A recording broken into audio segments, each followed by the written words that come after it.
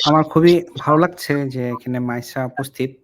আসলে একটা মালি যখন গাছটা পরিপূর্ণরূপে লালন-পালন করার পর যখন সেই গাছ থেকে যখন ফুল হয়, তখন খুবই সুন্দর লাগে এবং সেই ফুল থেকে যখন ফল হয়, তখন সাকসেসফুলি আ মানে মালিটার ঘামটা ভালো মতন সাকসেস হয় এবং সেই ফলটা হচ্ছে আমাদের মাইশা পারভীন।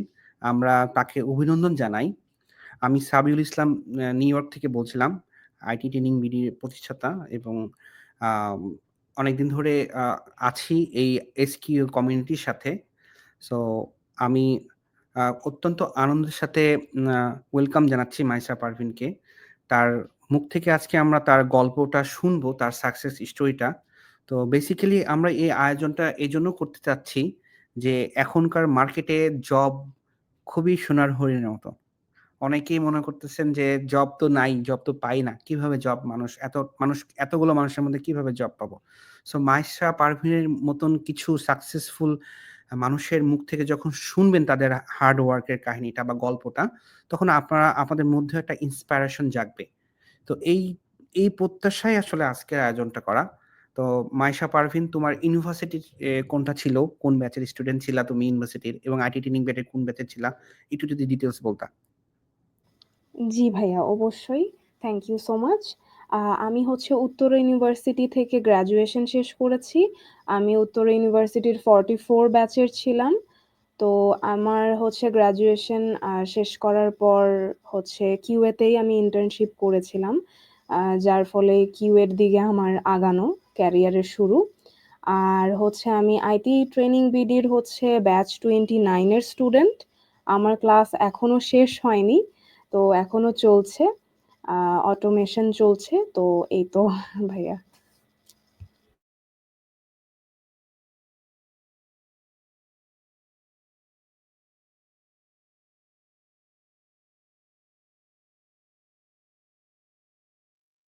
জি ভাইয়া, যদি আর কিছু বলতেন। সাবিল ভাইয়া। আচ্ছা সাবিল ভাইয়া, হয়তো। চমৎকার! আ তো এখনো ক্লাস চলতেছে, এর মধ্যে জব পেয়ে গেছো। এটা একটা অত্যন্ত আনন্দের সংবাদ।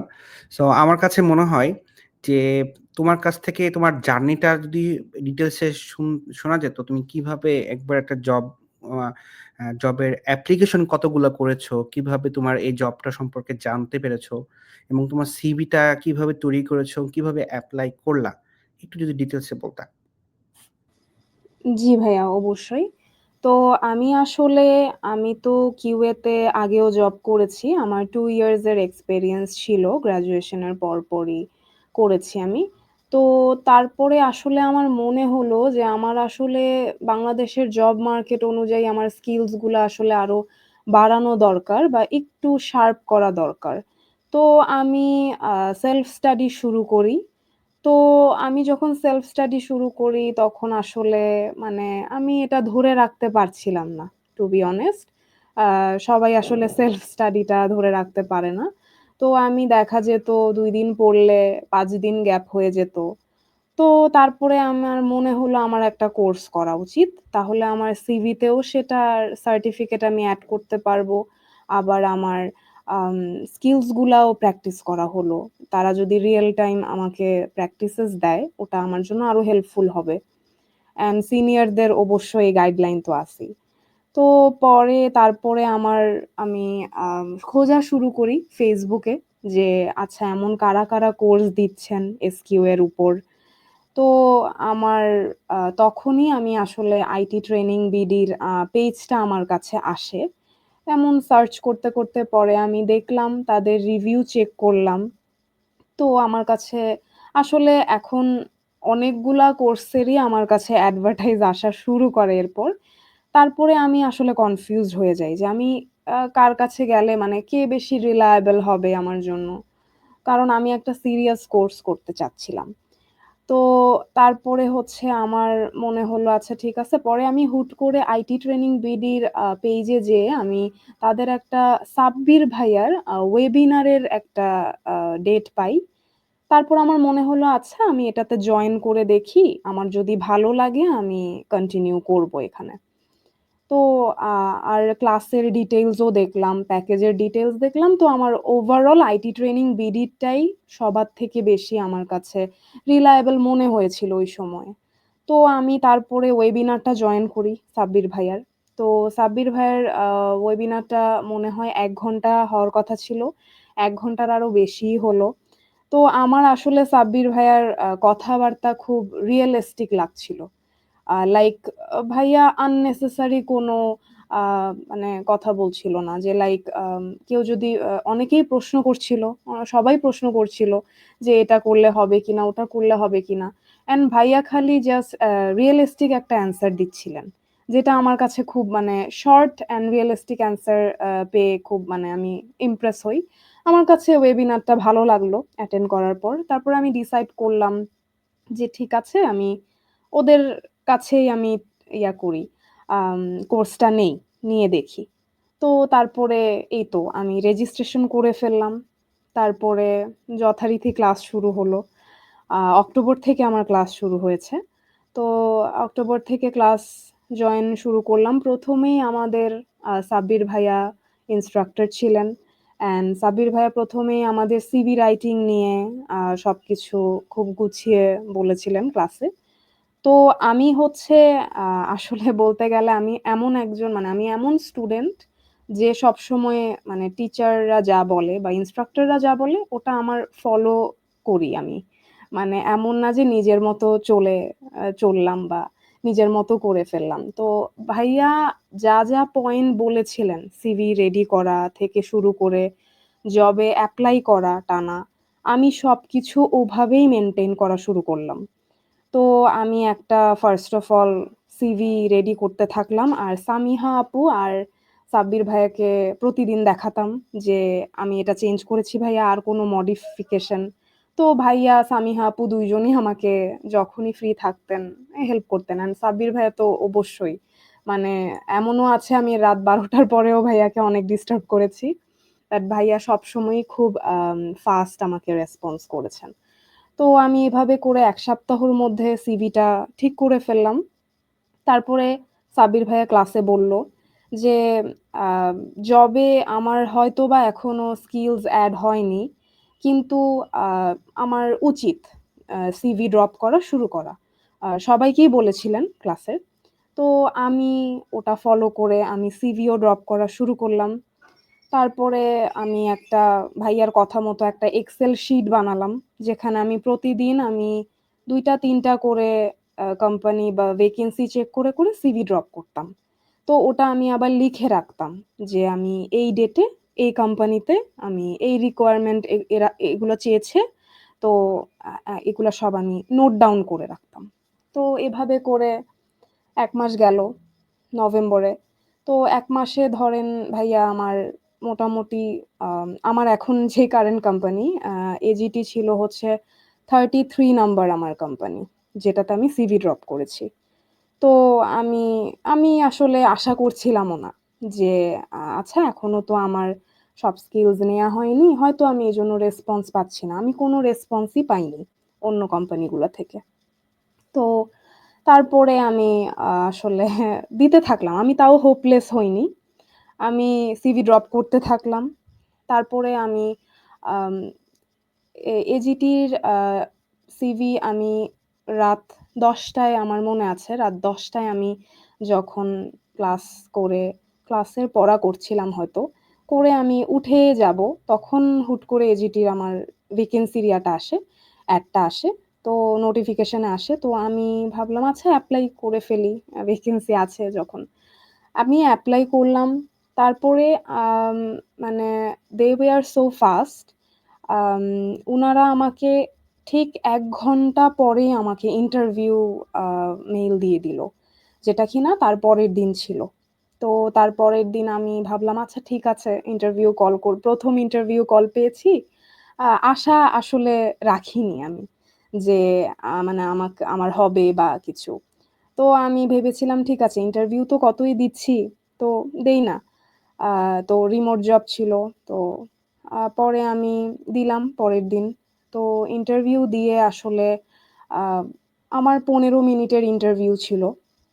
যেটা কিনা অনেক কম সময়ে এই পর্যন্ত আমি ০.৫ ঘন্টার ইন্টারভিউ দিয়েছি আগে। তো আমার আসলে খুব ফাস্ট লেগেছে জিনিসটা। তো উনারা হচ্ছে আমার কাছে যা, যা জানতে চেয়েছেন লাইক এপিআই টেস্টিং নিয়ে বা এসব নিয়ে। তো আমি আসলে ইব্রাহিম ভাইয়া যিনি আমাদের এপিআই টেস্টিং ক্লাসের ইন্সট্রাক্টর ছিলেন, উনার মানে উনি আমাদের যা, যা স্ট্যান্ডার্ড গুলা মেইনটেইন করা শিখিয়েছেন, সাব্বির ভাইয়া যা, যা ম্যানুয়াল টেস্টিং নিয়ে শিখিয়েছেন, মানে আমি মোটামুটি মানে ওই কনফিডেন্সটা পাচ্ছিলাম যে হ্যাঁ, আমি ভালো দিতে পারবো ইন্টারভিউটা। তো যথারীতি আমার ইন্টারভিউ মাশাআল্লাহ ভালোই হলো। তো উনাদেরও আমার সাথে কথা বলে ভালো লাগলো। তো উনারা বললেন যে, "ঠিক আছে, জানানো হবে।" তো সেকেন্ড ফেজের জন্য। তো পরে ইন্টারভিউটা শেষ করার মনে হয় ৩ ঘন্টা ৪ ঘন্টা পরেই আমি আবার আমার সেকেন্ড ফেজের জন্য কল পাই। তারপরে যেটা ছিল পরের দিন। তো পরের দিন আমি আবার ইন্টারভিউ জয়েন করি। সেখানে আ ক্লায়েন্ট ক্লায়েন্টের সাথে ছিল ইন্টারভিউটা। তো আমাকে বলা হয়েছিল যে আ আমার সম্পর্কে কিছু বলা লাগতে পারে। আমি কি, কি টুলস ইউজ করছি বা কি, কি কাজ করি এগুলো বললে মোটামুটি হবে। তো অন্য কোয়েশ্চেন করলে হয়তো রিপ্লাই দিতে হবে। তো এই তো আমি যথারীতি ওদের কথা মতো ভাবেই আ পার করলাম ফেজ। আ তারপরেই আসলে আমার আরেকটা কল আসে যেটা কিনা এইচআর থেকেই ছিল। তো তারপরেই মানে আমার জাস্ট ২ দিনের মধ্যেই আসলে উনারা বললেন যে উনাদের আর্জেন্ট কিউএ লাগবে। আমার মনে হয় ১৭ তারিখে আমি শুরু করেছি ইন্টারভিউ দেয়া। আমার ১৯ তারিখ থেকেই লাইক জয়েনিং ছিল। তো মানে জিনিসটা এমন ছিল যে একদম মানে ইনস্ট্যান্টই হয়ে গেল জবটা। আর আম উনাদের আমি ইন্টারভিউতে যা, যা কোয়েশ্চেনই ফেস করেছি, আমি মোটামুটি কনফিডেন্টলি আমি অ্যান্সার করতে পেরেছি। আর এই তো ভাইয়া। তো পরে ১৯ তারিখ থেকেই আমি জয়েন হয়ে গেলাম। তো এই তো আছি এখন। আর আইটি ট্রেনিং বিডির আলহামদুলিল্লাহ। সাথেও আছি। আপু আরেকটা প্রশ্ন ছিল একজন ভিউয়ারের। উনি লিখেছে, "হ্যালো মাইশা আপু, এসকিউ তে জব পেতে আপনাকে আইটি ট্রেনিং বিডি কতটুকু থেকেই আমি সাপোর্ট জয়েন দিয়ে?" হয়ে গেলাম। তো আরেকজনের আচ্ছা, ছিল, আ এসকিউ জব মার্কেটে কি অবস্থা? আমরা একটু কোয়েশ্চেন সেশনে চলে যাই। প্রশ্ন ছিল একজন ভিউয়ারের। উনি লিখেছে, "হ্যালো মাইশা আপু, এসকিউ তে জব পেতে আপনাকে আইটি ট্রেনিং বিডি কতটুকু থেকেই আমি সাপোর্ট জয়েন দিয়ে?" হয়ে গেলাম। আরেকজনের আচ্ছা, ছিল, এসকিউ জব মার্কেটে কি একটু অবস্থা? কোয়েশ্চেন সেশনে চলে যাই।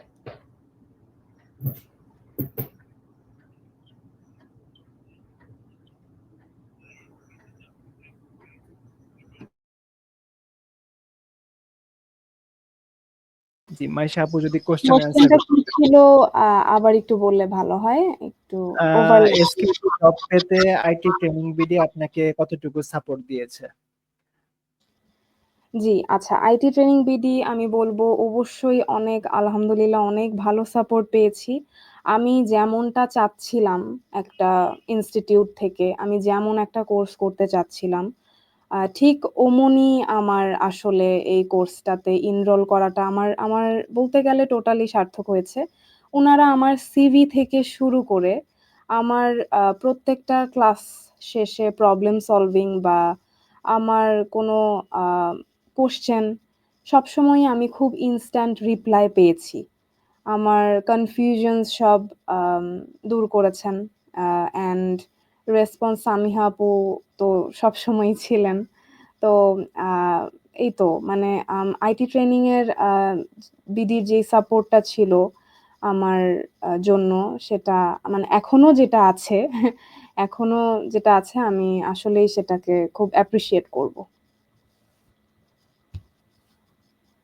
আচ্ছা, টেকনিক্যাল কি কোয়েশ্চেন এসেছিল তুমি যদি বলতা তোমার ইন্টারভিউতে এবং সেটা আমরা যে সাজেশন দিয়েছিলাম এটা তোমাকে কতটুকু হেল্প করছিল? আচ্ছা, আইটি ট্রেনিং বিডি থেকে হচ্ছে প্রত্যেকটা মডিউলের পরেই যেখানে মানে ইন্টারভিউ কোয়েশ্চেন গুলা আমাদের পড়ানো হয় বা জানানো হয়, সেগুলো থেকে আমি মোটামুটি আমি আসলে কমন পেয়েছিলাম যেগুলা যে আ ভাইয়ারা প্রায় সময় বলতেন যে সিনারিও টাইপ কোয়েশ্চেন করবে। ভাইয়ারা ক্লাসের মধ্যে এগুলা পড়ানোর সময়ই বলে দেয়। তো আমি সেগুলো খুব নোট করে রাখতাম। তো কারণ আমার সিনারিওর ব্যাপারগুলোই আসলে দুর্বলতা ছিল। কারণ আ ডেফিনিশন বা কোনো কিছুর অর্থ এগুলো তো আমরা সবাই পারি পড়ে। কিন্তু সিনারিও গুলা বুঝতে পারা এগুলো একটু আমার কাছে চ্যালেঞ্জিং লাগতো কিছুটা। তো আমি ওগুলো ধরতে পারতাম না আগে। আগের ইন্টারভিউ যেগুলোই দিয়েছি। কিন্তু আইটি ট্রেনিং বিডিতে আমি কোর্সের মাধ্যমে আমার এই জিনিসটা খুব স্ট্রং হয়ে যায় এবং আমি মোটামুটি ভালোই আমি ইন্টারভিউতে আমাকে সব কোশ্চেনই সিনারিও টাইপ করা হয়েছিল। এপিআই টেস্টিং এরও কোশ্চেন করা হয়েছিল যেটা সিনারিও বেসড ছিল। ম্যানুয়াল টেস্টিং এরও সিনারিও বেসড ছিল। যেগুলো ভাইয়ারা আমাদের ক্লাসে বারবার বলেছেন। তো আহ এভাবেই আসলে আমি শুধুমাত্র আমার দেখা গিয়েছে যে হয়তো আমার ইন্টারভিউ কোশ্চেনের পিডিএফও পুরোটা পড়া লাগেনি। আমার ক্লাস করেই আমি মোটামুটি অনেকটুকু কভার আপ পেয়েছি। আচ্ছা, একটা কোর্স হয় ৩ থেকে ৪ মাসের। তোমার ২ মাস বা ৩ মাসও শেষ হয় নাই। তুমি এর মধ্যে জব পেয়ে গেলা। এটা একটা মানে আশ্চর্য বিষয়।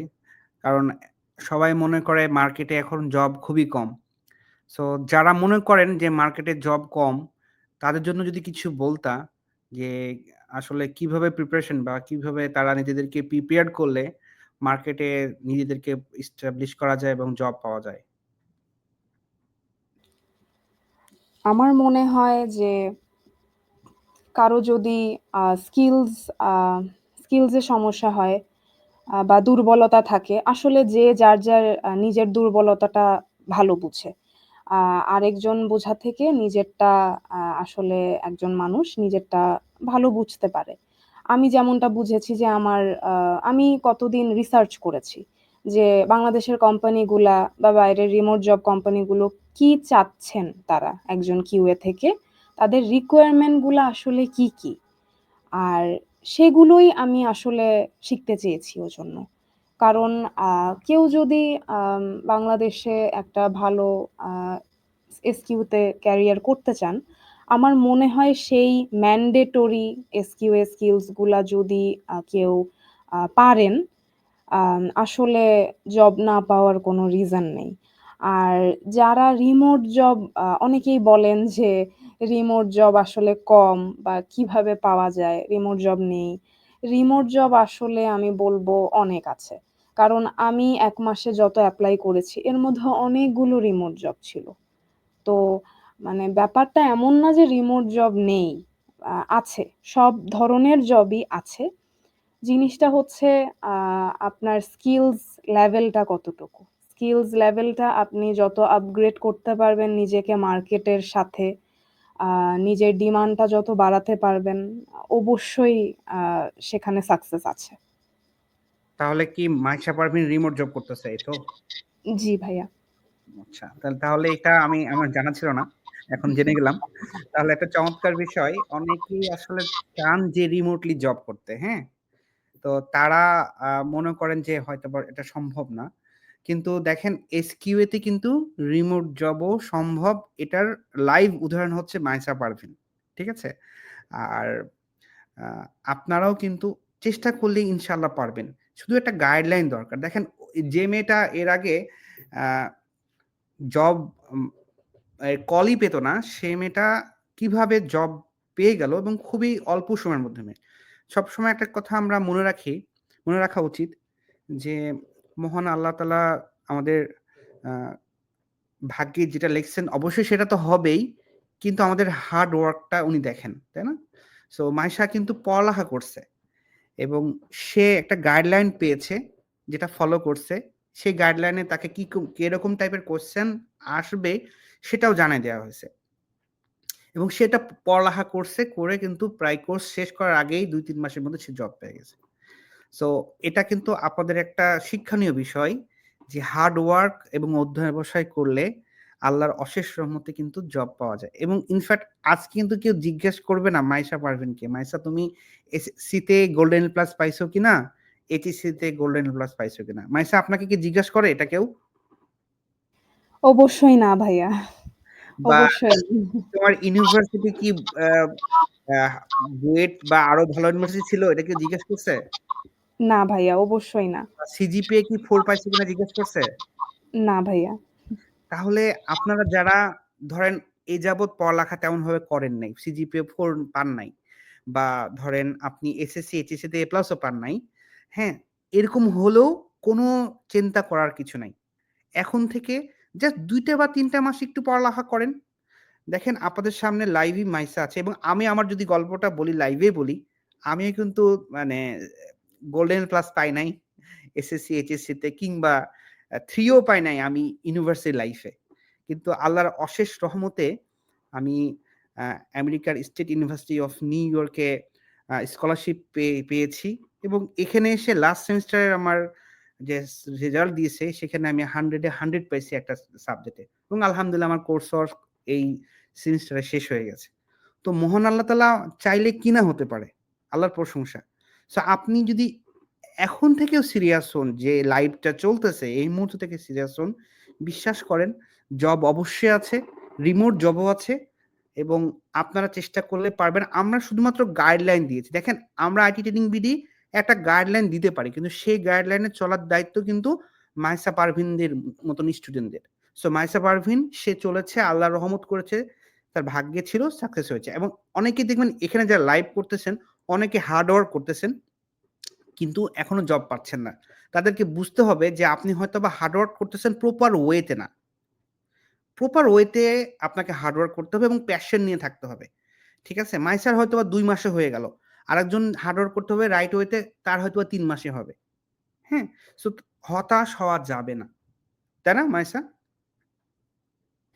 জি ভাইয়া, এটা অবশ্যই। আমি আসলে খুবই সিরিয়াসলি সবকিছু ক্লাসের মডিউলস, সব ইনস্ট্রাকশনস ওভাবেই ফলো করেছি বলেই আমার মনে হয় যে আমি আসলে করতে পেরেছি।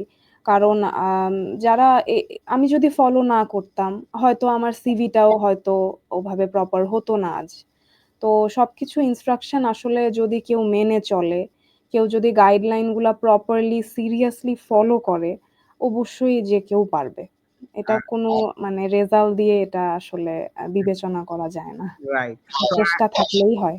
আইটি ট্রেনিং বিডি আপনাদেরকে ওই গাইডলাইন দেওয়ার চেষ্টা করবে, যে গাইডলাইনে আপনারা জব পাবেন।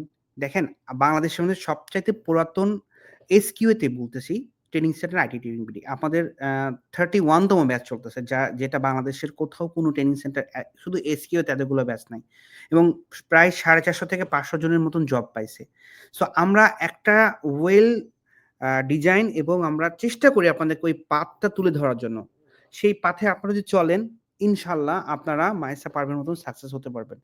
বাট আপনাকে সিদ্ধান্ত নিতে হবে, আগে যা করেছেন আপনি সব ভুলে গিয়ে এসএসসি তে যা করেছেন বা এইচএসসি তে যা করেছেন, কিংবা 4 বছরে ইউনিভার্সিটি লাইফে যা করেছেন, সেটাও কিন্তু দেখবে না। যদি আপনি একটা মানে মডিউল ঠিক মতন পড়ালেখা করেন, আপনার সিভিতে যদি এপিআই টেস্টিং যেটা বলল, ও ম্যানুয়াল টেস্টিং এর, হ্যাঁ, এই যে কি প্রজেক্ট গুলো আমাদের কোর্স আউটলাইনে যেগুলো আছে, সেগুলো যদি আপনারা নিজেরা প্রজেক্ট গুলো করে ফেলেন, আমরা আপনাদেরকে গাইডলাইন করবো ইনশাল্লাহ। সেই প্রজেক্ট গুলো দিয়ে আপনারা নিজেরা করেন, এবং সেই অনুযায়ী যে সিভিটা তৈরি করা, এটা খুবই ইম্পর্টেন্ট একটা জিনিস। সিভিটা তৈরি করা এবং সেটা পারফেক্টলি রিভিউ করে নেওয়াটা, যেটা আমাদের সাব্বির ভাই বলেন, উনি প্রায় 10 বছরের এক্সপেরিয়েন্স। উনার মতন মানুষের কাছে সিভি রিভিউ করে নেওয়াটা এটা অনেক সৌভাগ্যের বিষয়। তারপরে ইব্রাহিম আছে। ইব্রাহিম আমেরিকাতে জব করতেছে। সে ম্যানহাটনের একটা ইউএস কোম্পানিতে সে বাংলাদেশে বসে থেকে জব করতেছে। সে এপিআই টেস্টিং এ বাংলাদেশে ওয়ান অফ দ্য বেস্ট বলতে পারে। সে অনেক বছর ধরে কাজ করতেছে। সো সে বাংলাদেশে বসে 6 ডিজিটের টাকা ইনকাম করতেছে। সে আমাদের আইটি ট্রেনিং বিডির 3rd ব্যাচের স্টুডেন্ট ছিল। সে এখন আপনাদেরকে পড়াচ্ছে এপিআই টেস্টিং। তারপরে ধরেন অগমেটিক্স এ জব করছে ফয়সাল। এরকম স্টুডেন্ট। তারপরে সামিয়া ম্যাডাম আছেন। উনিও আমেরিকার একটা কোম্পানিতে রিমোট জব করতেছেন। এরকম টিচার গুলো আপনাদেরকে পড়াবেন এবং গাইডলাইন দিবেন। এই গাইডলাইনটা আপনাদের জন্য অনেক, আশা করি, ইফেক্ট ফেলবে। তাই না মাইসা পারভিন? জি ভাইয়া, অবশ্যই। আচ্ছা, ভাইয়া আমাদের আপনার জন্য কিছু কোশ্চেন ছিল ভাইয়া, আমাদের কমেন্ট বক্সে আসছে। হ্যাঁ, কোশ্চেন যেমন গুলো। ফ্রিল্যান্সিং করা যাবে কিনা, তারপর আহ, অ- চাহিদা থাকবে কিনা ভবিষ্যতে আচ্ছা, এসকিউ এর, হ্যাঁ। ঠিক আছে, চমৎকার প্রশ্ন। এসকিউ এর চাহিদা থাকবে কিনা? আমাদের সময় কিন্তু প্রায় শেষের দিকে। আমি শর্ট করে বলে দিচ্ছি। আচ্ছা, আজকে থেকে ১০ বছর আগে Facebook এ অ্যা ফিচার কেমন ছিল? অনেক কম ছিল না? বা আজ থেকে ১০ বছর রাইট, আগে রাইট। সফটওয়্যার গুলো আরো কম ছিল না কোয়ালিটি? আর এখনকার সফটওয়্যার কোয়ালিটি আরো সুন্দর না? এবং আজকে থেকে ২ বছর পরে সফটওয়্যার কোয়ালিটি আরো বাড়বে না? Right, right. তো যদি সফটওয়্যার কোয়ালিটি বাড়ে, এই সফটওয়্যার কোয়ালিটিকে অ্যাসিওর করে যারা তারাই তো এসকিউ ইঞ্জিনিয়ার। তার মানে কি সফটওয়্যারের কোয়ালিটি বাড়লে সফটওয়্যার কিউ ইঞ্জিনিয়ার চাহিদা বাড়বে, চাহিদা বাড়লেও কি বাড়বে? সেলারি বাড়বে, রাইট? ইনফ্যাক্ট আপনি যে এই মুহূর্তে লাইভ অবস্থাতে যদি এসকিউএ ইঞ্জিনিয়ারিং সেলারি দেখেন, গুগলে সার্চ দেন দেখবেন Glassdoor-এ আপনার 25 to 35 এই রেঞ্জে একটা সেলারি পাবেন। যেটা স্টার্টিং সেলারি। এবং যারা মিড লেভেলের এরা ৫০ থেকে ৭৫,০০০ টাকা পাবে বেতন। এবং এটা আমি বলতেছি না। আপনি গুগলে সার্চ দেন তাহলেই পাবেন। ঠিক আছে? এবং আমার ফ্রিল্যান্সিং নিয়ে একজনের কোয়েশ্চেন ছিল। আর ফ্রিল্যান্সিং নিয়ে যদি গুগলে সার্চ দেন যে এসকিউএ ফ্রিল্যান্সিং সেলারি, সেটাও দেখবেন যে তাদের স্যালারি অনেক হাই। এটা শুধু ধরেন বাংলাদেশে না, এটা আমেরিকা। আমি নিউ ইয়র্কে বর্তমানে আছি। নিউ ইয়র্কে অনেক ভালো একটা সিচুয়েশনে বর্তমানে আছে এসকিউ ইঞ্জিনিয়ারদের। ঠিক আছে? সো এটা একটা চমৎকার একটা প্রশ্ন। এরপরে একটা কি কোয়েশ্চন ছিল? এআই হ্যাম্পার করবে কিনা এসকিউএ কে সামনে? এআই এআই নিয়ে যখন টুলস বানানো হয়, সেই টুলসটা ঠিক মতন কাজ করছে কিনা সেটা টেস্ট করা লাগবে না? রাইট, সেটা তো রাইট। টেস্ট করা লাগবে। সেটার জন্য তো টেস্টার লাগবে নাকি?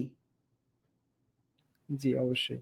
টেস্টারদের ফিউচার ইনশাআল্লাহ কখনোই আশা করি খারাপ হবে না এবং দিন, দিন বাড়তে থাকবে এবং লাস্ট ৫ বছরে যেটা আমি প্রেডিক্ট করেছিলাম, ইনশাআল্লাহ তার চাইতে বেশি বেড়ে গেছে। ঠিক আছে? এবং আশা করি ইনশাআল্লাহ সামনেও বাড়বে। সো আর কোন কোয়েশ্চেন আছে কি? একজন কমেন্ট করছে প্লেরাইটের ডিমান্ড বেশি। আর আরেকজন জানতে চাইতেছে জাভা বেটার নাকি জাভাস্ক্রিপ্ট বেটার? অটোমেশনের জন্য তার কোনটা লাগবে? আমাদের ট্রেনিং সেন্টার প্লেরাইটে শেখানো হয়, প্রজেক্ট করে দেখানো হয়। সো এটা অনেক ডিমান্ডিং। গুগলের প্লেট ওটা অনেক ডিমান্ডিং। দেশের ডিমান্ডিং, দেশের বাইরেও। এবং ইনফ্যাক্ট আমাদের এমনও জব অপরচুনিটি পাওয়া যায় যে মানে 6 ডিজিটের উপরে সেলারি। কিন্তু ভালো প্লেরাইটে পারে এরকম খুব কম। সো আপনারা এখানে এই কোর্সটা পাবেন শিখতে। আর কি কোয়েশ্চেন?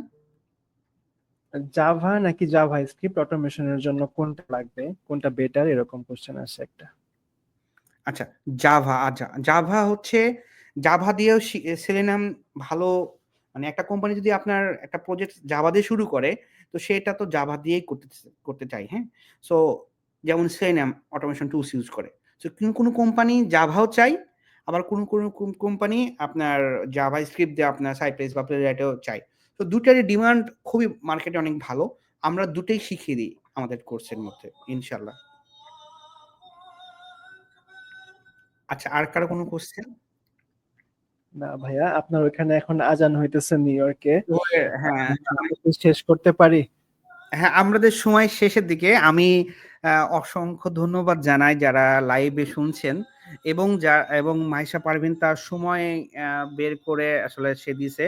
আমি লাস্ট মাইশা পারভীনকে রিকোয়েস্ট করব সকলে যারা ফ্রেশার একবারে, যারা জব পাচ্ছে না তাদের উদ্দেশ্যে কিছু কথা বলা এবং আইডি ট্রেনিং বিডির উদ্দেশ্য টিচারদের উদ্দেশ্যে এবং সকলের উদ্দেশ্যে কিছু বলে শেষ করে দেওয়া। আমি দোয়া করি মাইশা পারভীন তুমি অনেক বড় হও। আল্লাহ তোমার জন্য ইহকাল এবং পরকালে সাকসেসফুল করুক। আল্লাহর প্রশংসা জ্ঞাপন করি যে এত সুন্দর একটা প্রোগ্রাম অ্যারেঞ্জ করতে পেরেছি এবং আশা করি অনেকেই এটা থেকে উপকৃত হতে পেরেছেন। হ্যাঁ? যে এসকিউ তে কিন্তু রিমোট জবও করা যায় এবং ভালো স্যালারি ইনকামও করা যায়। এবং দেশে মার্কেটে এখনো জব আছে। যারা চেষ্টা করছেন, যারা হার্ড ওয়ার্ক করছেন প্রপার গাইডে, তারা কিন্তু ভালো কিছু করবেন ইনশাআল্লাহ। সো মাইশা পারভীন তোমার কিছু কথা আসলে আমরা শুনে এটা শেষ করে দেব ইনশাআল্লাহ। জি ভাইয়া, থ্যাংক ইউ সো মাচ। আপনার সব ভালো কথাগুলোর জন্য।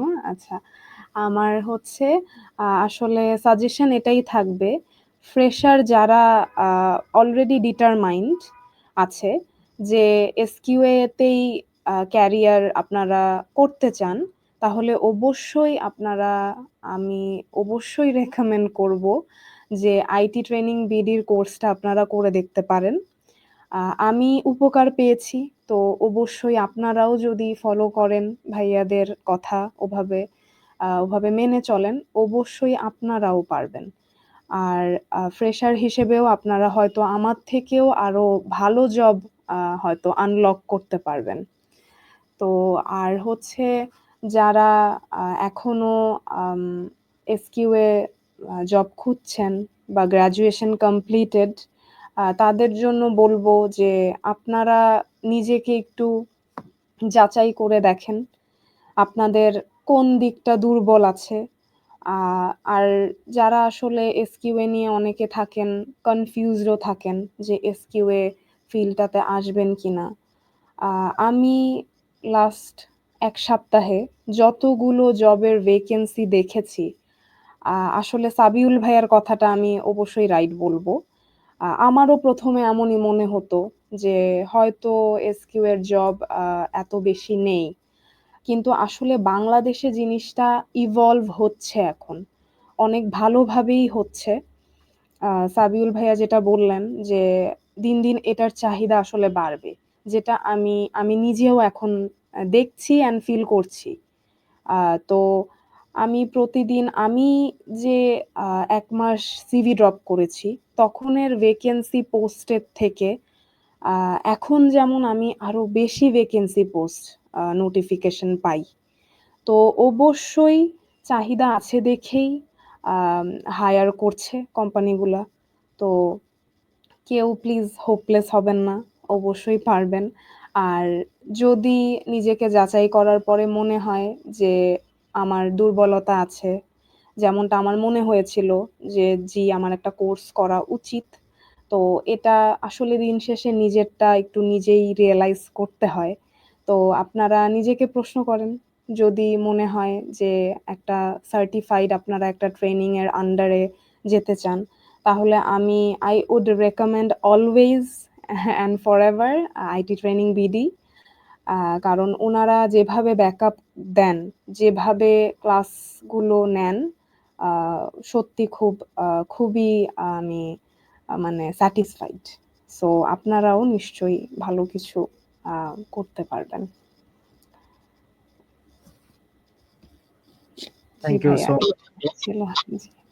Thank you so much. Thank you so much for your time. Thank you আপনাদের সবাইকে আমাকে ইনভাইট করার জন্য। থ্যাংক ইউ আপু। ভালো থাকবেন। আমরা আসসালামু আলাইকুম। জানিয়ে শেষ করছি। আলহামদুলিল্লাহ। আসসালামু আলাইকুম ওয়া রাহমাতুল্লাহি ওয়া বারাকাতুহু।